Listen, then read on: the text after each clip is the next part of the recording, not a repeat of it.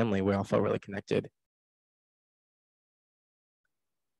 So when it came out, I felt like my family changed, you know.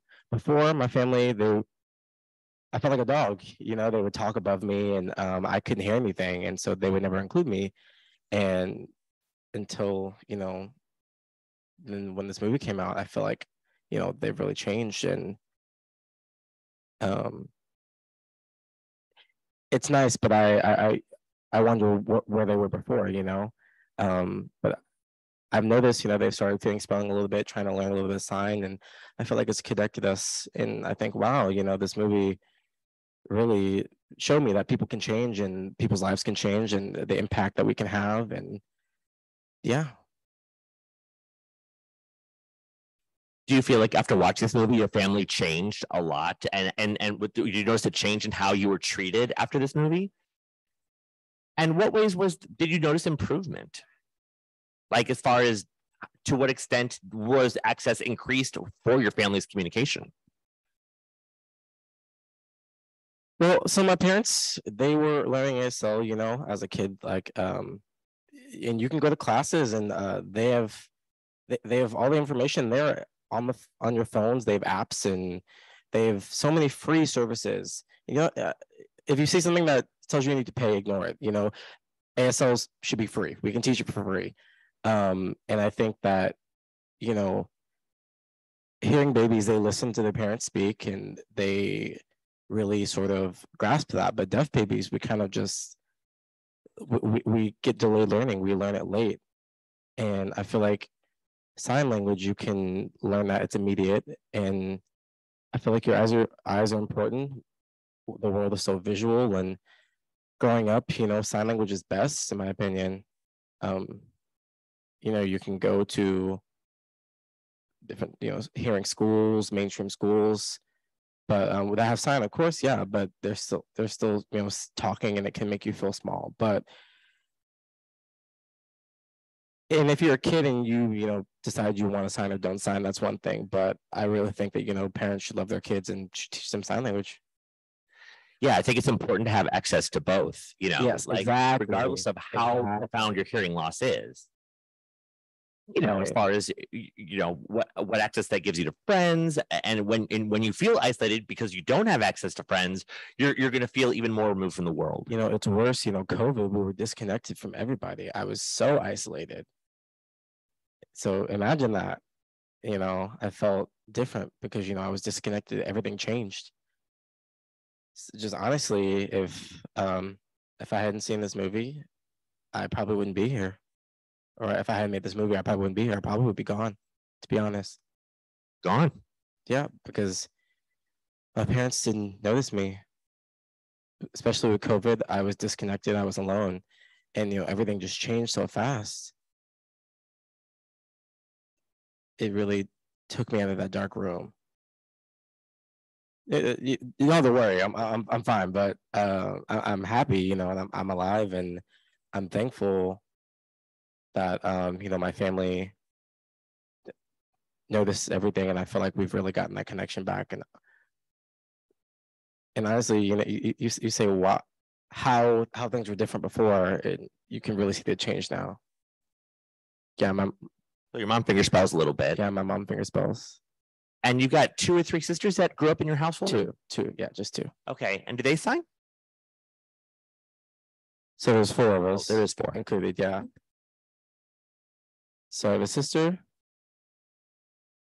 and I call them twins, but they're not really twins, but they look the exact same. And there was a baby that was just born, Aiden, and he's finally walking now. I'm excited to see him when I fly back. And, you know, I've exposed him with some sign language, and he'll point at things, try to get my attention, and I just trying to expose him, and he's really, you know, grown. And he's like a coda almost for our family. I think it's better when babies learn how to sign at a young age because they're not able to articulate spoken language. So it's a good way to communicate with them using manual communication, things like water and color, and you can use some basic language manually. Not my wife, not my actual wife, but my girlfriend. I've been exposing her to a lot of different activities. Like, oh, look at this purple object and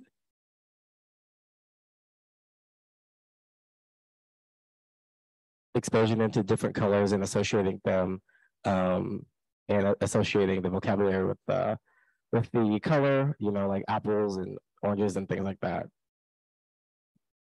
That is dope. Yeah. All right. I know. So the director, Mark, what is it? Okay. Matt Mark Ogden. Okay. He said when he was interviewing. Yeah, for the Washington Post, yeah. For the Washington Post that when he went to go watch the Maryland football team, that it was for 12 years that they hadn't lost. Yeah, I think he started in 2004, right? I'm not sure. 2004? I think it's 4. Regardless, I'm not sure. We'll say 2006. Okay, I think I got it.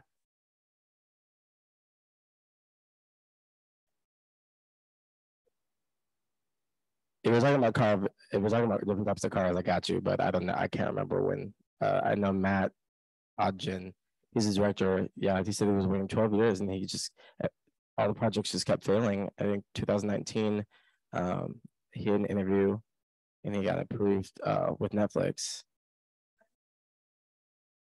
What was that process like for you? Like, how did you find that you were selected? Like, how did that go? Honestly, I have no idea. I mean, I know, like I said, I know he was waiting for 12 years, and nothing just seemed to work out right. And finally, when it was the right time, there were 12 interviews with the football team, and they were picking 12 seniors. So they interviewed all of us, and people who are about to become seniors, and some people, weren't really expressing themselves fully, or not letting themselves be vulnerable or opening up. And I was the last interviewee, and so I explained my story and about how I was born and blah blah blah blah blah about my life, and he asked me what was one thing that really impacted me and changed my life, and I told him that I lost my best friend, and he was immediately, engaged. And I told them that my friend started at a deaf school, and then he got transferred to a mainstream school, and it kind of just led to his decline. And the interviewer was so interested, and he was asking me how he died, and I explained that he hung himself, and I think that really caught the interviewer's attention, and he was telling me, I'm sorry about that. And honestly, I wasn't expecting anything to come of it. But he asked me if I could do it again, if he would record me. And I said, yeah, that's fine. And I guess he sent it off. And I was crossing my fingers, and they approved it. And Netflix picked us up, and here we are. That is so exciting. No, it was annoying. Okay, we'll get into that later. Okay. So, I know you were younger when this happened, right? So, when this first came to be, like, what thoughts came to your head? Did you think you're going to be the next Hollywood Denzel, or what did you think was going to happen from this? Honestly, I would love to be Denzel because he's really focused on people. He doesn't really care about the money. He cares about his family. Like we were talking about before, Denzel, he really cares about his family. And a lot of people would prioritize work and movies over their families, but I think he really cares about people, not about the money. And so I would definitely pick him. I feel connected to him, and I feel like he maintains healthy relationships, which is really important. What's your favorite Denzel movie? Like, do you have a favorite movie of Denzel's? Ooh, so many. You've got a long list of movies. Excuse me.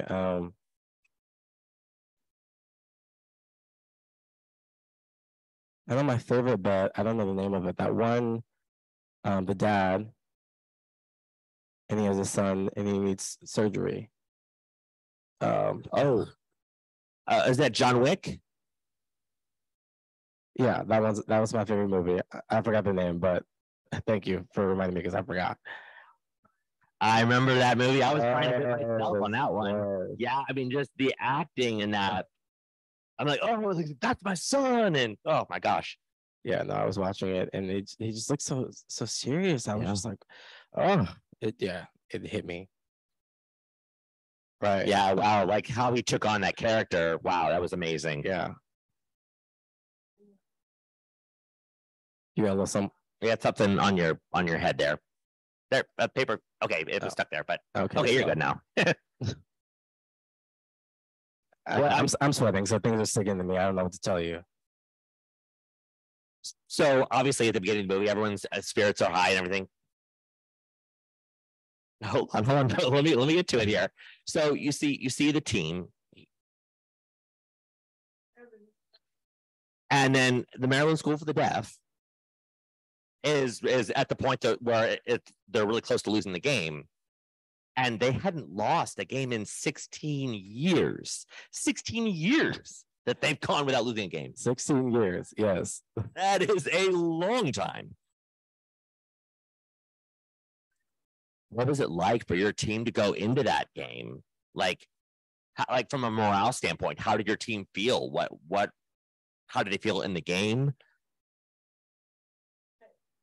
And especially with everything that had happened with Teddy and his passing, how do you think that affected the game? So I found that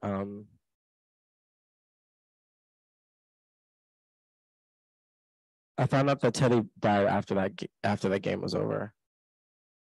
Yeah, at midnight.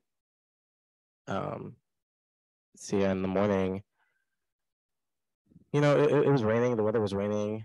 No, actually, it was raining, and my friend Miguel was texting me, and it wasn't normal. There was like a huge chat. It was like, I can't remember. I think I was like a sophomore, but he just kept saying he was gone, he's gone, and I thought like, oh, like he ran away again. Because he had a history of being a runaway. Like whenever he felt alone, he would just leave the house and he would run away. But he would always come back and apologize. But they just kept saying he's gone, and they said, no, he's gone, he's dead. And I was in disbelief. I was like, I didn't really, I didn't know what to do with myself. I couldn't process it. He was never coming back.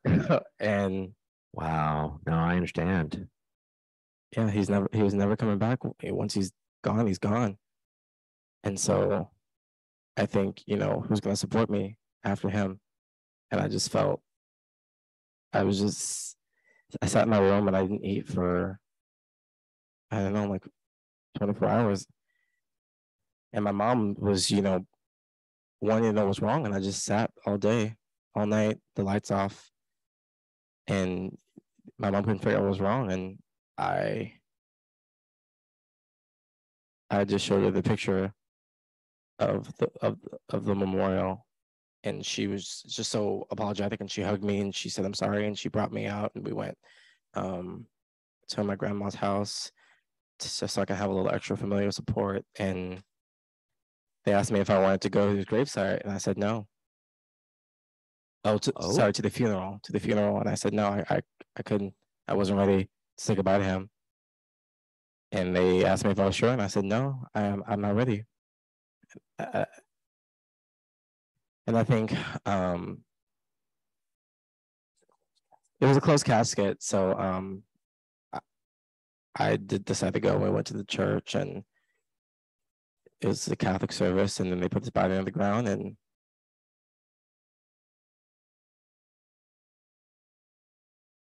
that was my first time seeing a grave, honestly. And it just really hit me, you know, what do you do when,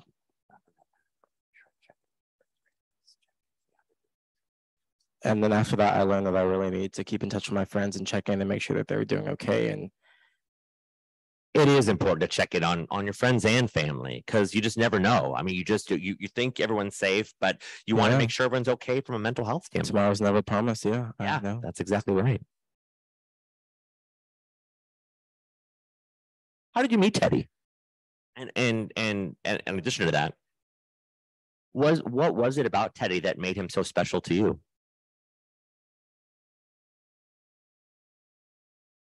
So he was a family friend. Our parents knew each other growing up, you know. I think we started in kindergarten.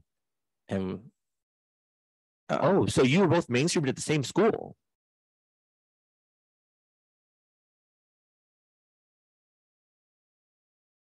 So no, so we went to two different schools, but we kind of just grew up in the same vicinity.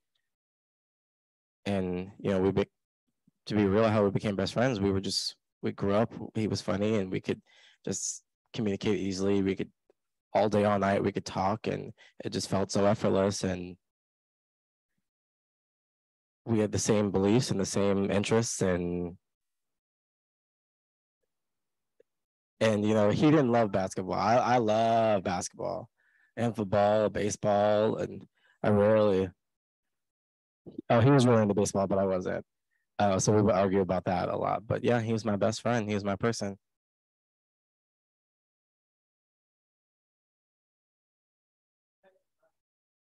So then Teddy then transferred to a mainstream school, right? Which was a hearing school. Yeah. Oh, sorry. Oh, yeah, sorry. So yeah, until I think he was a sophomore, he transferred to when he was a junior, he transferred. Sorry, when he was a sophomore, he transferred to a hearing mainstream school because he was really interested in cinematography. And they were so mean to him. They told him, you know, we don't want you here. Go back to your deaf school. Wow. So Jalen. So now this is their name sign. It's Jay-Z. Yeah. I saw on a movie somewhere. Okay. He said that he was bullied. When Jalen was talking, he was talking about how he had been bullied, that people actually flicked his hearing aids off his ear. Yeah. They were just like to toy with him. Yeah.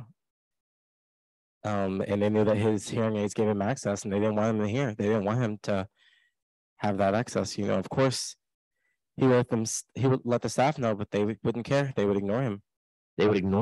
Yeah. So who is the person that Teddy would kind of express to talk about what all he was going through? Was he going to therapy or anything? Yeah, our friends group, you know, and he tried to come back, but his parents said no. And wow, that's when he ended his life. Yeah. Wow.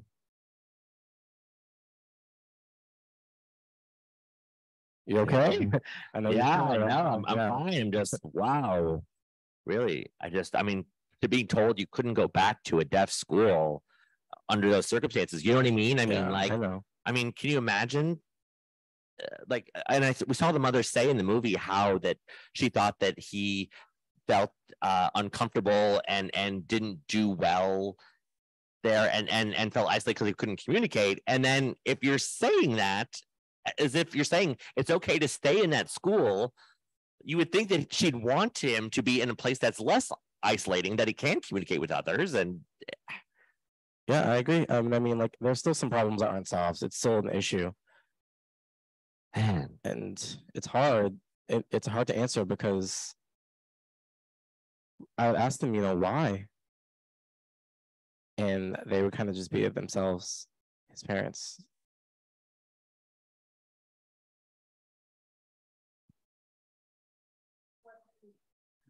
So before Teddy, did you have any other deaf people that you knew that suffered from depression or mental health, or just anything that who had dealt with or known people who dealt with suicide or mental health issues?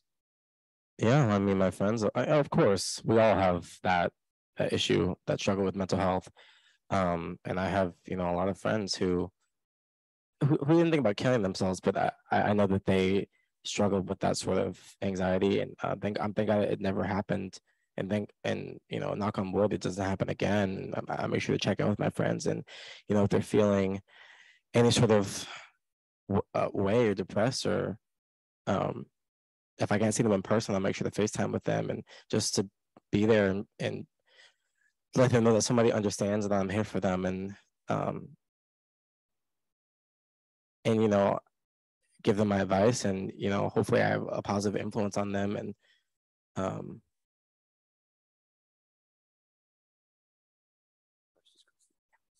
And I think therapy is really important, and that we should go see counselors if we're having that sort of feelings. And I know there's a lot of backlash for it, but yeah.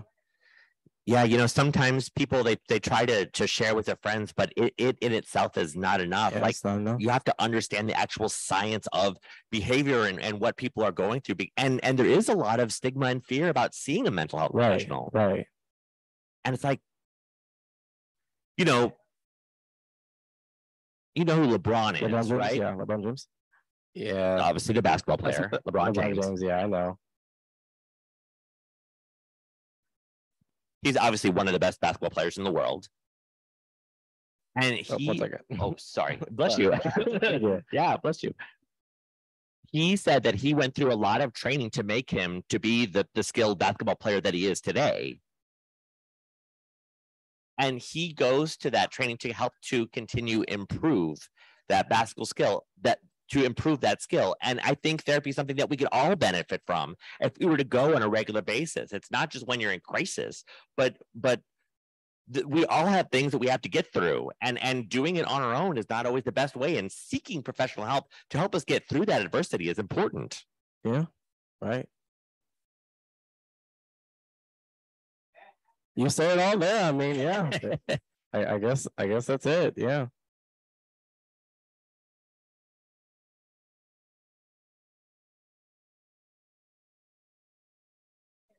Hearing people often don't understand the experience of having a cochlear implant. Parents in particular tend to think that, oh, you had this procedure, and then this deaf child now is a hearing person. So okay, so yeah, so to say that, like, yeah, a cochlear makes you, like, a lot of times doctors will tell people that, like, but they don't know what else involved, and it's up to you to show what it's like and what all you went through. I mean, honestly, so CI stands for cochlear implant, right? Yeah. And it's supposed to make you hear better, and they give little kids a surgery. For me, I'm not sorry I have it. I love it. Music really helps me focus. So I'm okay at lip reading. I can follow a sentence maybe. Oh, sorry, I can't follow a whole sentence, but I can catch parts of the sentence, and I can hear like planes and loud noises like that. But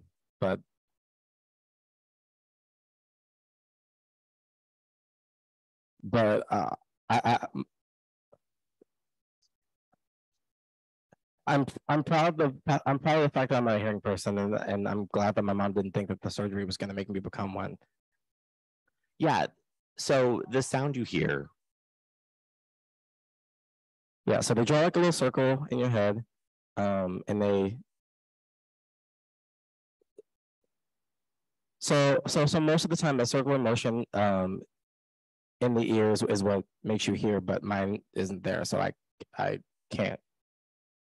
And I know, like, I know the basic CI terminology. You know, they give you surgery and they play around until,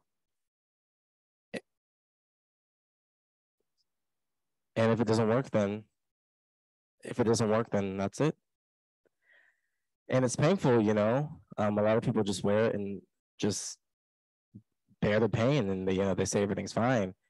But for me, if I think if a kid is born deaf, just leave them that way. And they grow up and they decide they want to CI, then sure. But when they're a kid, leave them alone. Let it be their choice. So I think that kids should be left alone until they're grown up, until an adult. If they decide they want it then sure, give it to them. I did research in my deaf studies class. And when they implant babies at a very young age, what happens is as they get older, they choose not to wear the microphone anymore, because I interviewed one friend and her parents treated her as if she was a hearing person, and that put on an exorbitant amount of stress on her. Yeah. And so in order to not continue to have that stress, she took off the microphone, and so she didn't have to deal with it, and forced them to communicate with her and not depend on the implant. And that's one of the experiences that I've heard from some people who have a cochlear implant. Yeah, because growing up, I didn't feel responsible for my cochlear. I lost it like 8 times, and that's like $15,000, 15 grand. $15,000. $15,000? Yeah, I'm around that. I'm not sure the exact number, but it's expensive for one. Yeah, it's really expensive. And so now, I leave my cochlear at home.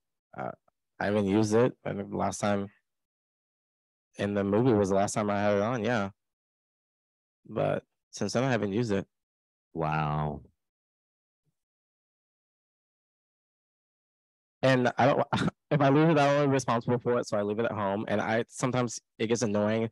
It makes screeching noises sometimes, and I don't want to be bothered with it. So, I only wear it when I listen to music. That's it. What kind of music are you into? Are you into jazz, hip hop, country? Road rave? Yeah, it's new. It's like a new hip hop. Oh. Hold on. It's like Down America. Down America? Is that new? Is that old? What is that? I'll show you later. Okay, you have to teach me about that a little bit later. Okay. I love him. Okay.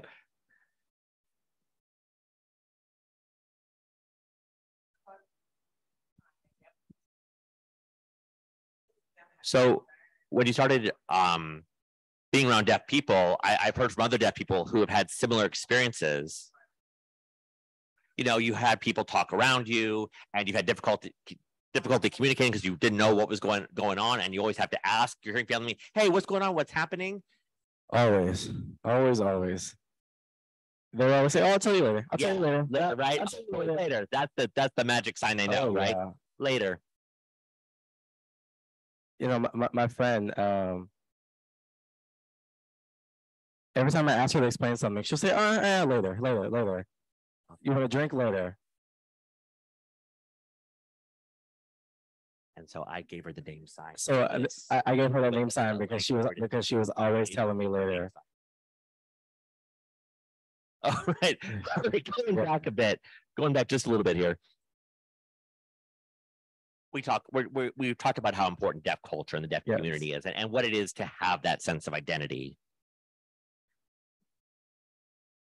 How did you get your name sign, which is obviously an important part of identity, and what does that mean to you?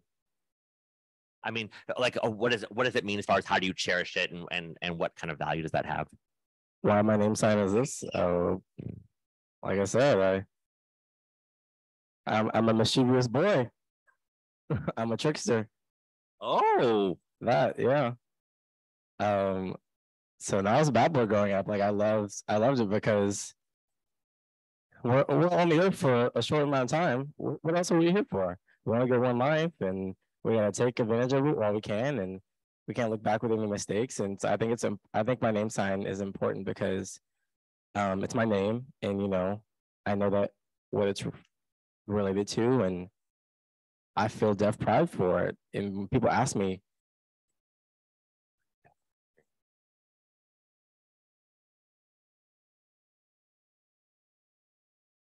people have asked me if I'm deaf or hard of hearing, and I think it depends. I grew up picking up norms from both hearing and deaf societies, and I think that there are some similarities and some variances, but yeah. When you compare yourself now, or we talk about when you're a mischievous kid, and now and comparing yourself with how you were in the past to how you are now, can you talk about the differences? Like not just your change, but how have you grown up? Like what kind of evolutions have happened as a result of that? Yeah, explain it. Before I was fine, but now I feel ready. I don't know. Tell me again, clear, please. Elaborate what you're saying. Okay, so we had talked about before, you were a bad boy, you were getting into fights, whatever was happening in the past. Maybe you spoke back to the teacher and that kind of thing.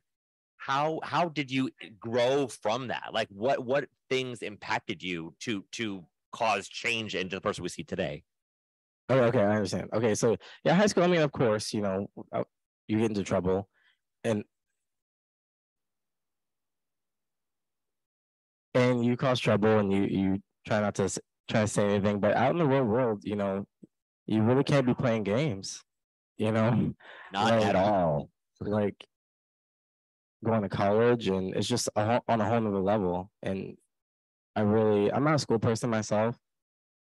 I prefer just interacting with people, like meeting and traveling, and different interests, and figuring out new things, and finding my identity,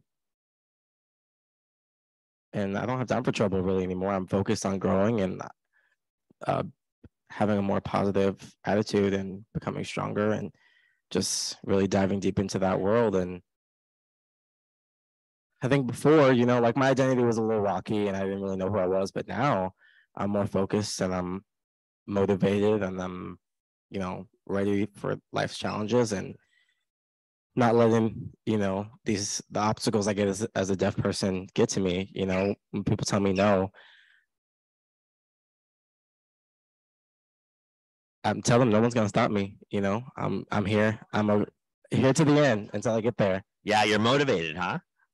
Yeah, and my mom always likes to postpone things, and I tell her no right now. We can't wait until later, and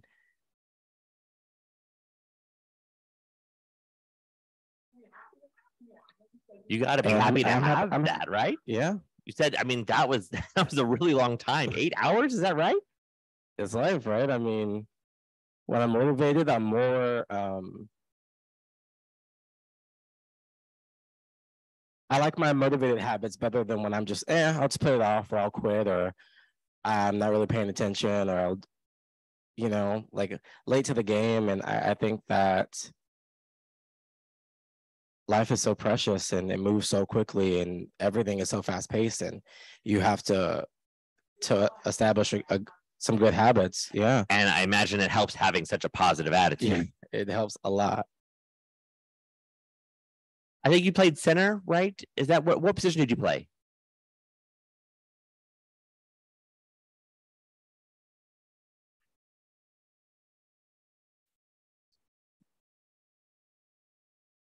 So my position, I played on the defensive line, but for offense, I was center. But yeah, the person who hikes the ball. That's who the center is, just so everyone's on the same page. So that's a very challenging position. Oh yeah, because you're probably the most important person on the offensive line. Like after that ball is snapped, then you have to figure out what to do next. Exactly. Yeah. And all eyes are on me at that moment. As soon as the ball's kicked, as soon as the game starts, we can't let them I can't let the other team get my linebacker. So yeah, we have to be on it, and it applies to the real world. I mean, I think with responsibilities and communication, and we have to trust in our team, and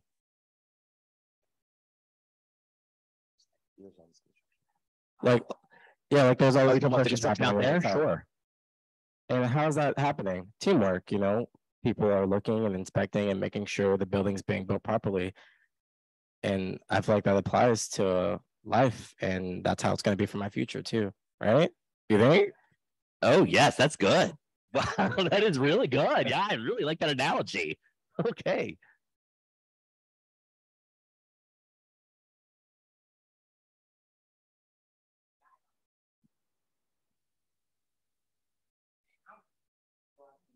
So this is something I'd like to get your opinion on. My dating? No, we're not gonna get into that. No, we're not gonna get into women. Okay.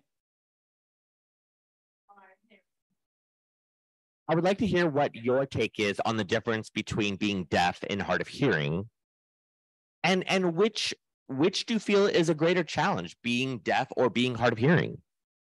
Both. I think both.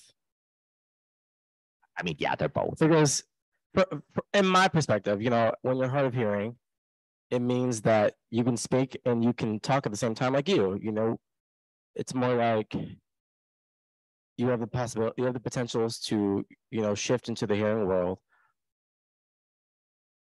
Or, maybe you're not fully in the hearing world, maybe not fully in the deaf world. I feel like, and like, of course, like I would never oppress anybody who identifies as hard of hearing, but growing up, like I think deaf struggles are, of course, they're there and they're real and they're valid. But I think talking and signing at the same time is just it seems like a lot. Yeah, it's not. I wouldn't say one is easier than the other, but definitely you have a level, like when you grow up signing from birth, you have a greater acceptance into the deaf community. Yeah. But when you're hard of hearing, you're not exactly sure. Like, to what extent your experience will carry over to other areas of life. Like, can I do that? Can I not do that? Yeah, that exactly. Yeah, I feel like you're always teetering on that line. I'm not sure, am I deaf or am I hearing? And don't force yourself. Feel comfortable wherever you want to feel comfortable. If you want to immerse yourself in the deaf community or immerse yourself in the hearing world, you have your choices and do what makes you feel comfortable. I think it's really hard when students are really young, because sometimes they're put in a deaf school and they didn't have any experiences. And I don't know, is that always healthy? Sometimes, especially if the hearing loss continues to deteriorate, then they start learning sign a little bit later, and that becomes its own process.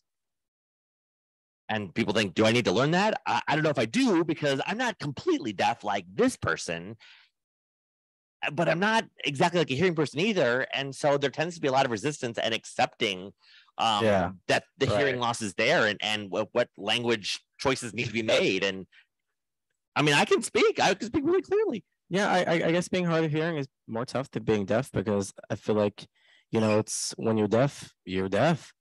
But when you're hard of hearing, you're stuck between two worlds, really. Like when you're deaf, you're in the deaf world, essentially. But when you're hard of hearing, you're kind of teetering between the two worlds, and you have to choose which one you want.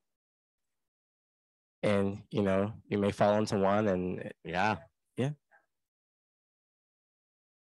They both have identities in their own ways. Yeah, I mean, I identify as hard of hearing, but I prefer the deaf world, because I don't wear my cochlear, and I sign most of the time, and yeah.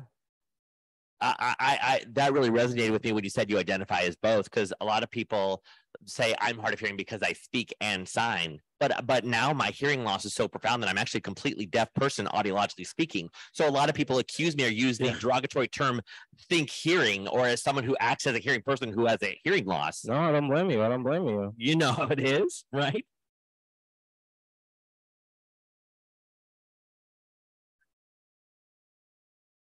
most of the time as Black men, we're perceived that we got to be masculine and we have to carry ourselves a certain way.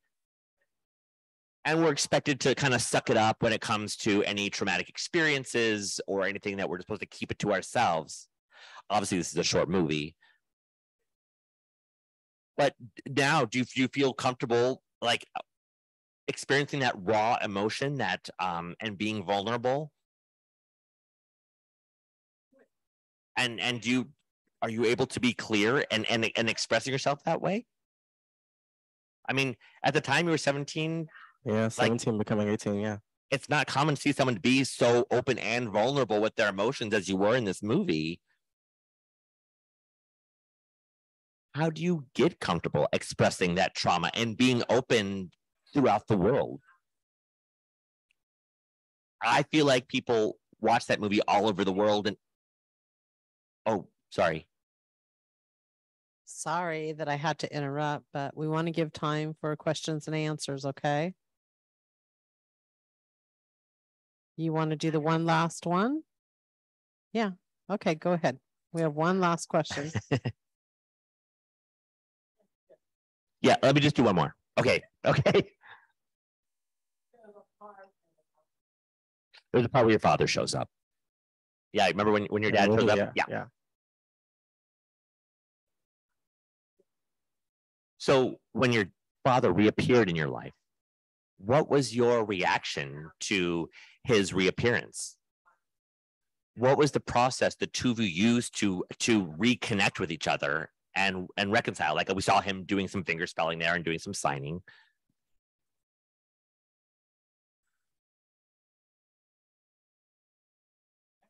I may be blunt, sorry. My dad left. And he didn't really show up to and I know he was selling drugs and he got kicked out of college and I felt like he disappeared. I can't blame him because he's not alone. There's so many people who have their dads leave. And so many people in my dad's life, left him and he didn't feel like he was ready to be a dad. But at the same time, I gave my dad a chance, and he wasn't ready for that chance. Of course, it feels, I'm deaf, and so he probably didn't know how to communicate with me. He was expecting a hearing kid, and like I can't blame him for that. But it's really hard because I gave him a second chance, and now we're really developing a relationship, and we're understanding each other. We're understanding each other a lot more than we did when I was a kid, and and let me tell you, I'm a mom's boy, okay? I love my mom. When I was growing up, I was a kid, and and my dad still loves my mom. And, when my dad left, he just wasn't ready to be a dad. And I can't blame him for that. It's hard, it sucks, but I gave him a second chance, and yeah. Okay, well, thank you so much for your time. I really appreciate you coming today. Okay. Thank you guys. Okay, now I have a couple of questions from the audience on these cards, okay? Yep, we're videotaping you. On Zoom or? Okay, cool.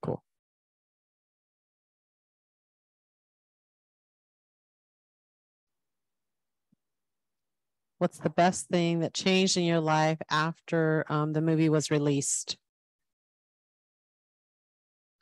I mean, a lot of things changed in my life. I felt like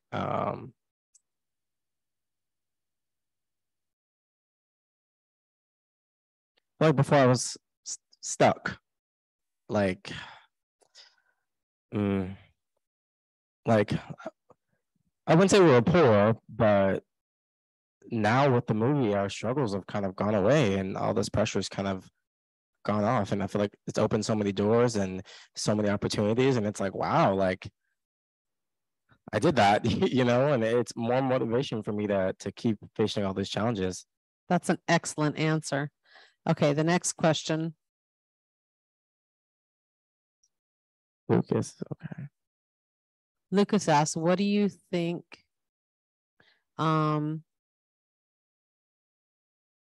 would benefit for this movie to have a larger exposure? Yeah, I think, people who have disabilities, amputees or anybody who can't access, people who don't have the same access can benefit from this movie, and showing a struggle and making our story and making, I think having this exposure will make people better. They'll notice, they're so used to hearing people, but I feel like our struggle kind of gets the struggles of anybody with disability kind of gets ignored because of this hearing platform and horse almost. And I think it's really important for that representation to happen. So, Teddy killed himself, and how did the school respond to that? What did they do? Did they provide support? Did the school have some type of resolution in regards to the issue of suicide? It's hard to talk about. No. How did the school respond? Okay, schools respond. When? Sometimes people don't care. Because Teddy had transferred to another school, so they were kind of like, well, he's not in our school, so. But we all were green and support, like our group, and later on it was better. After I graduated, I got some counseling, and the school provided counseling too, and so I think it's better for it. Okay, this is the last question from Zoom. Are you still with your girlfriend in that you were with in that movie? No. And then the next one is what is your plans for next year? College? In 10 years? What do you plan to do? No. I don't want to talk about 10 years from now. We're gonna focus on this fall, okay? I mean, I'm excited that I could be here, here or Gallaudet, because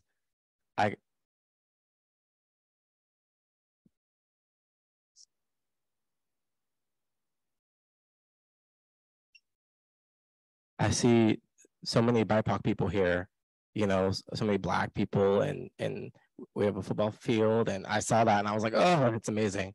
And I know here in California it's a little expensive, so I'm figuring that out. But Gallaudet, it's in DC, so I think I'll either come here or I'll go to Gallaudet. Okay, thank you. So now, is there any questions from the audience now that we've finished all the questions with Zoom? I'm going to go ahead and sign. Okay. Why are you using 55 on your jersey for your football? Why are you wearing a jersey that says 55?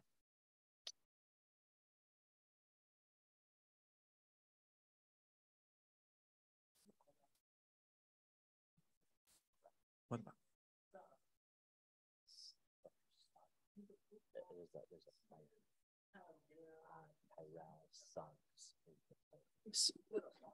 He plays for the Baltimore. And he's the football team.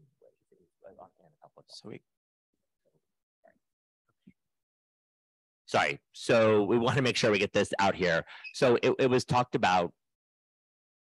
I was explaining who Suggs was. Tyrell Suggs. He played for the Baltimore Ravens. So yeah, his last name was Suggs, and I don't know where he since went to, but I know he used to play for the Baltimore Ravens, and so that was the inspiration. And so I encourage you to look online to know more about who Suggs is. Okay. Now, can you ask the question again? The question that you had before.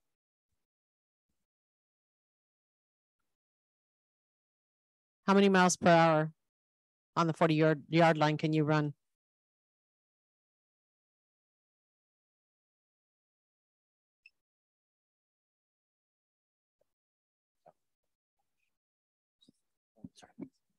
Yeah.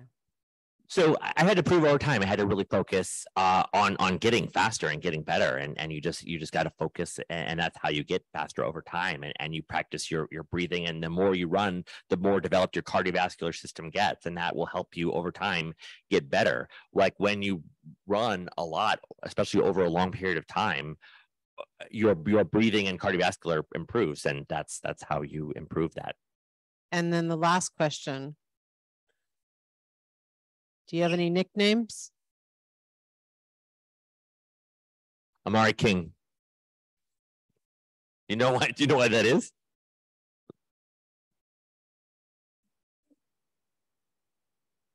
At the school, you know, in grade school, middle school, and high school, I was kind of the favorite for a lot of people, and after I graduated, it was less so. But on campus, I was kind of the big guy on campus. Okay, is there any other questions from the audience? If you want to voice for yourself, you can go ahead and come up to the microphone.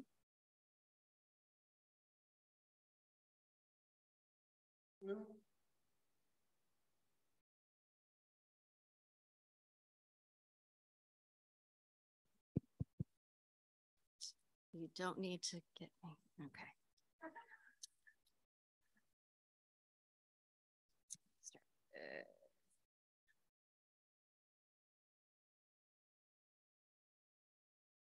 Actually, yeah. If you could get just on this, just get my voice. There we go. If you could give advice to hearing individuals for better inclusion, what would you advise?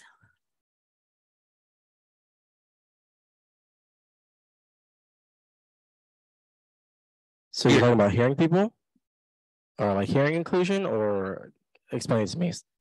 Can you say it again? So for the hearing people in the room, The hearing people, yes. what advice do you have for them to provide better access for deaf? Advice. Oh, okay.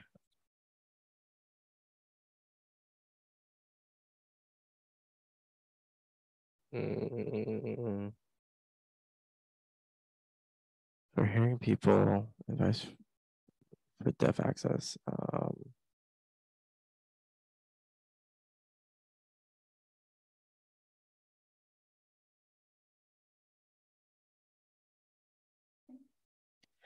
If there's a deaf person and you're talking at them fast and they're obviously not getting it, maybe try slowing down so that they can catch what you're saying. A lot of times it can go. We can't lip read everything. Do you want me to say it again, or is that good?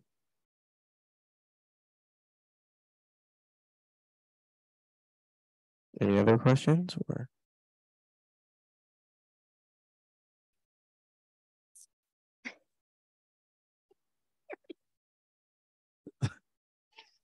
Okay.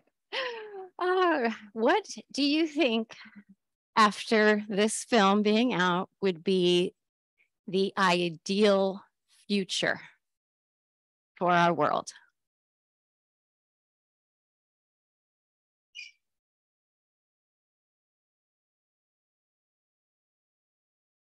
I think, hearing, deaf people, hard of hearing. I think, everyone learning sign language would be great. We can use sign for deaf access. Yes, that's fine.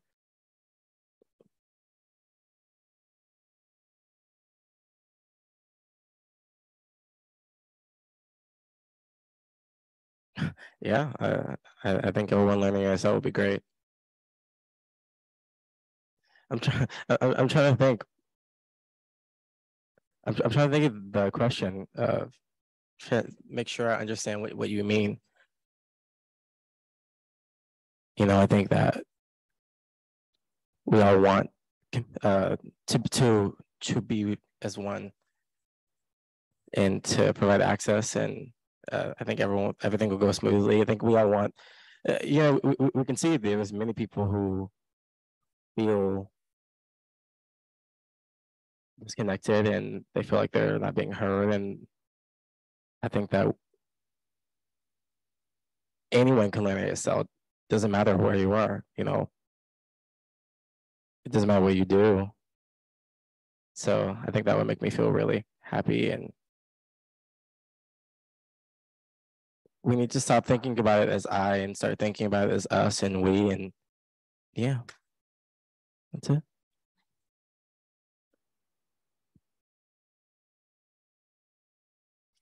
While you were making the film, did you think it would have as big an impact as it did?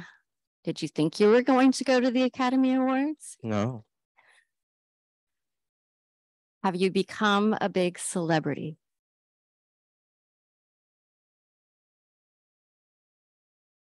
Yeah.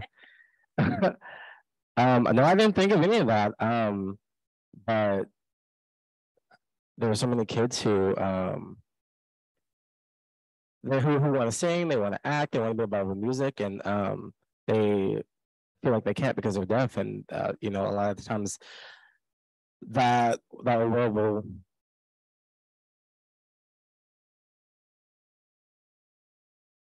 Coda just won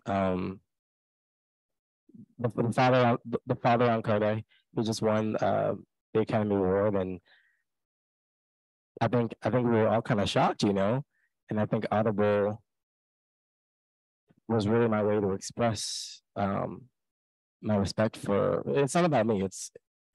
Don't celebrate me. Don't celebrate for me. It's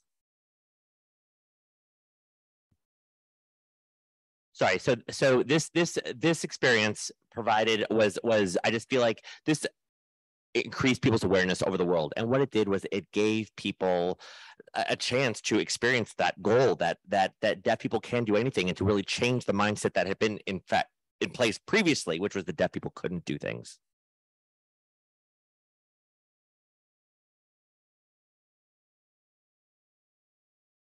Are there any other questions?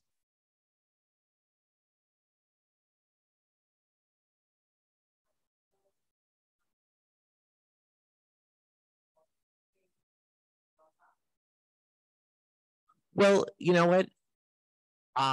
With football, I always felt like it was just something I could just keep doing. Like I really, football is something I definitely want to continue on with, and I don't know where to do that. Well, I mean, football just demands a lot of you physically, and when you play football, it's not just playing the game, but you're putting your heart into it. You're putting everything you have into that, and that training that you get playing football is applicable throughout one's life, and it doesn't just stay relegated to the football field, but it could be something that can happen anywhere.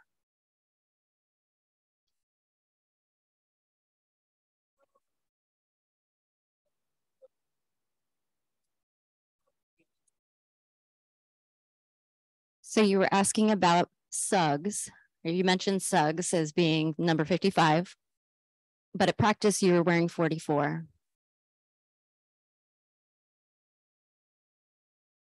Well, he played with the Browns, and that was something different. But I prefer following NFL more than the others. Yeah. So SUGS 55 is your preferred number, but 44 is your backup number. Yeah.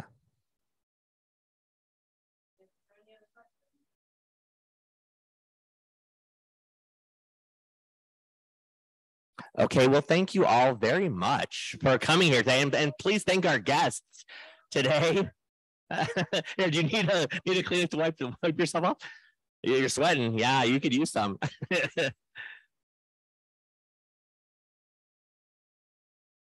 Thank you guys. Thank you very much. Okay, and so now you know what? If you guys would like to, if you guys have any questions, you want to approach Amaree in person. We also have pictures over there if you want to get a place to take pictures with him. And again, we've got quite a bit of food, so please help yourself, and you can grab some even on the way home. Thank you so much for coming today. And I just wanted to let Dahlia come up and have some final comments. Darlene, excuse me, over there. Do you have any final comments? I didn't know if you wanted to do any closing comments for the event. No? Come on, come on.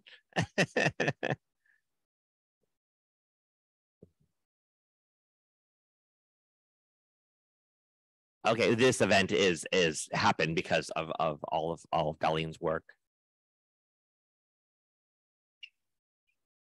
So again, as we come to a closing for this event, thank you so very much. It has truly been amazing to watch Amaree work and have our community here.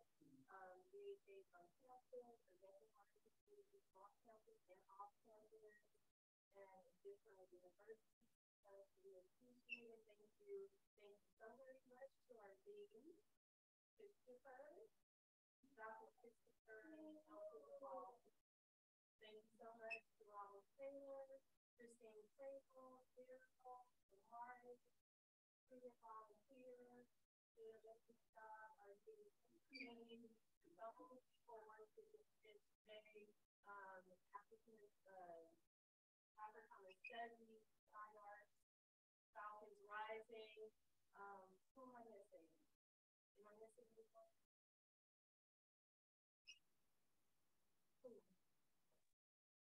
Oh, Fine Arts and Cultural Study, Visual and Cultural Studies. I could not forget about you. Thank you so much. So we have awesome community credential team, and if you want to learn more about what we do here at Studio, please feel free to reach out and learn more about our different programs at this season.